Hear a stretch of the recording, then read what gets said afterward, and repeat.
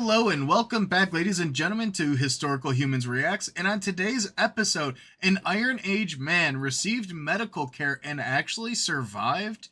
More on the news at 10. In this article, we're actually going to be looking at a Celtic warrior who showed signs of healing from an arrowhead puncture wound to his hip, and some of the things that the scientists have been able to find out as a result of it. Yeah. This fellow here, he's got got some of his bones laid out as the image here, and he has got a pretty interesting story. About 2,500 years ago, this man was shot in the pelvis. So he took an arrow to his hip. Ouch, I took an arrow to the hip. I like that. Okay. Yep. Arrow to the hip. Yep. Yeah. Today we have pins in our hips. This man had a literal arrow. You kids have it easy these days.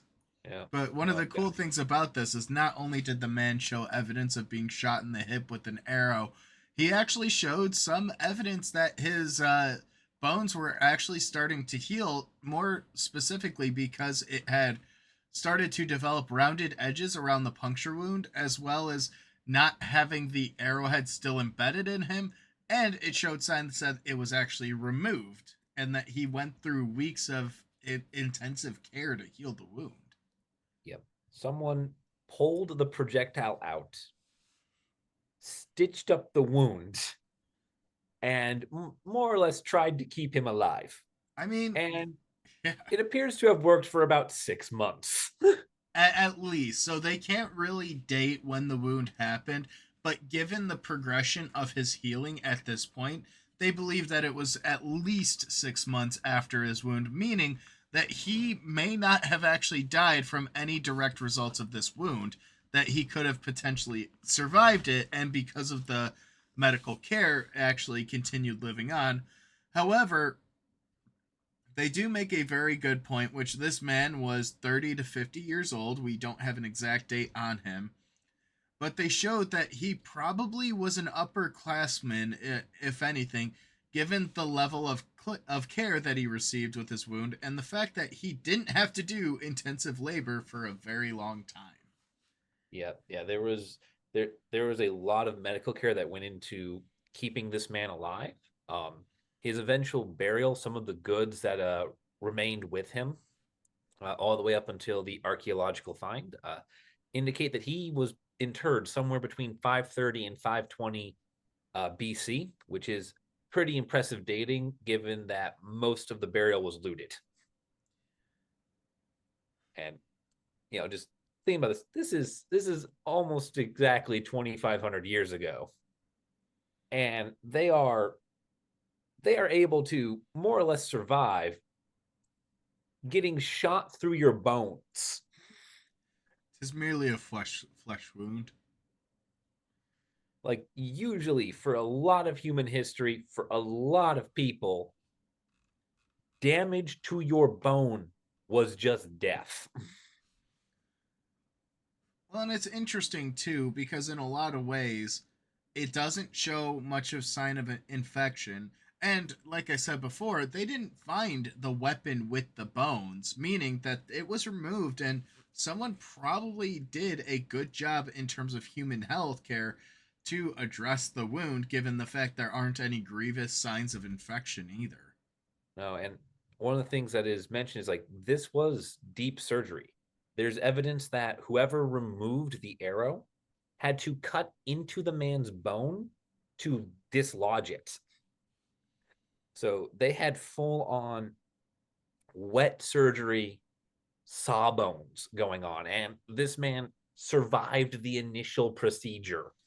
God, what's terrifying about that is that's before they had anesthesia. Nope.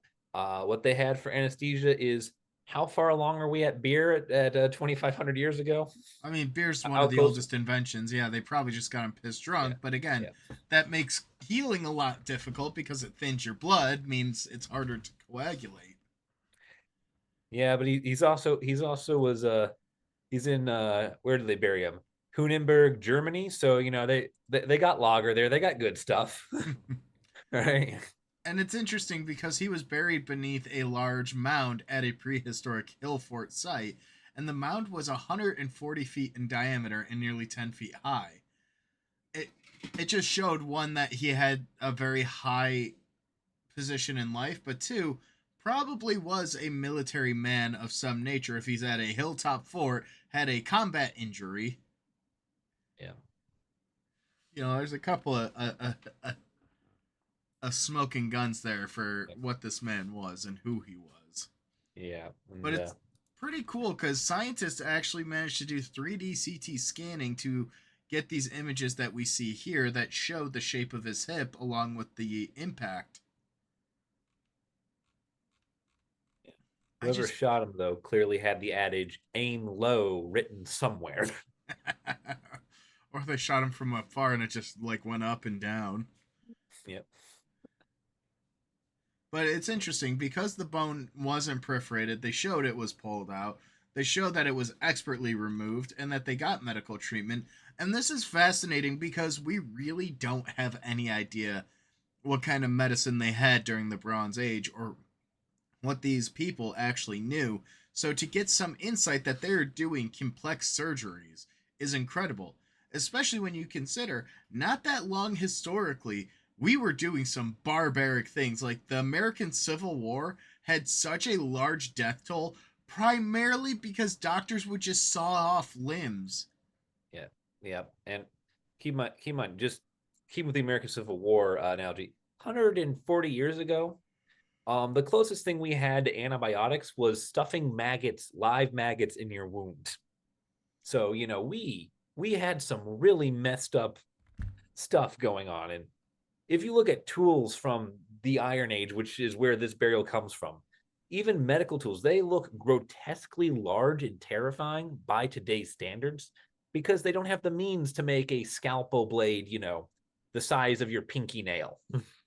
Ironically, though, a lot of places used obsidian, and obsidian has such a fine edge that it is oftentimes used in modern Yeah. surgeries, Yeah. which is Yeah, we don't know. insane. Yeah, no, yeah, it is insane. We don't know quite where they got the tools to operate on this man or what tools were being used because unfortunately we have his burial and not his medical ward. Um, that would have been very informative of this case if like doing like the old Victorian style where they got the cadaver on the bench and then all the medical stuff to like demonstrate. That would have been very nice to just Pompeii that for us. But still, this is a cool little insight. And to be honest, I think that's probably a great point for us to wrap up this episode. A good insight into Iron Age medical care on this body. And that is awesome to see. Yeah.